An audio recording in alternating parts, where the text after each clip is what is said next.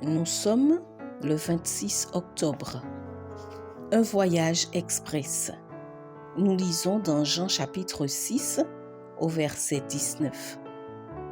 Après avoir ramé environ 25 ou 30 stades, ils virent Jésus marchant sur la mer et s'approchant de la barque. Et ils eurent peur. Jean inclut un miracle supplémentaire dont les autres évangiles ne parlent pas dans ce récit.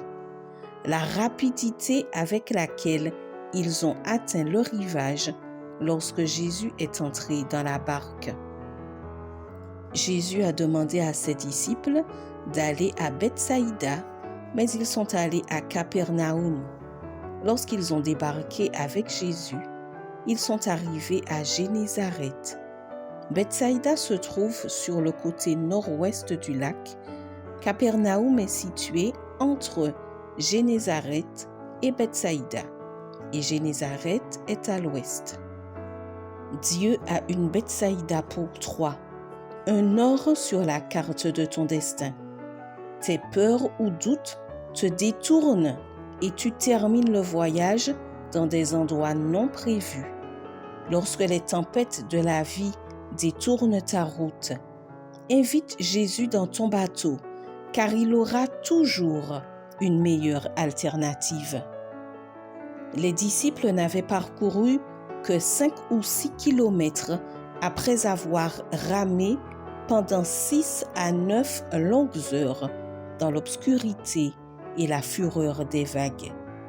Jésus les a rattrapés en marchant sur les vagues de la tempête et a dit « C'est moi, n'ayez pas peur ». L'attitude des disciples a changé. Leur peur et leur colère initiale ont disparu et ils étaient prêts à le recevoir. Lorsque tu es déterminé à faire ta volonté, Jésus respecte ton indépendance jusqu'à ce que sa présence te manque. Mais si tu le lui demandes, il ouvre une voie express au milieu de n'importe quelle tempête. Jésus est monté dans la barque et aussitôt, ils sont arrivés à Génézareth. Le temps perdu à lutter contre des vagues mortelles a été rattrapé.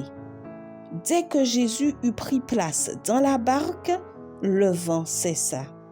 Et aussitôt, la barque toucha terre là où ils allaient.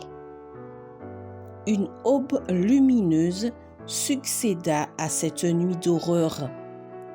Les disciples et les autres personnes qui les accompagnaient se prosternèrent, reconnaissant aux pieds de Jésus en disant « Tu es véritablement le Fils de Dieu ». Nous passons trop de temps à poursuivre nos propres plans, à essayer d'y arriver par nos propres moyens. Nous ne parvenons qu'à faire du surplace sans résultat et nous sommes frustrés. Jésus apparaît en des circonstances inimaginables et en quelques instants, notre parcours s'améliore. Peut-être pas selon la destination que nous avions prévue, mais selon celle que Jésus a choisie.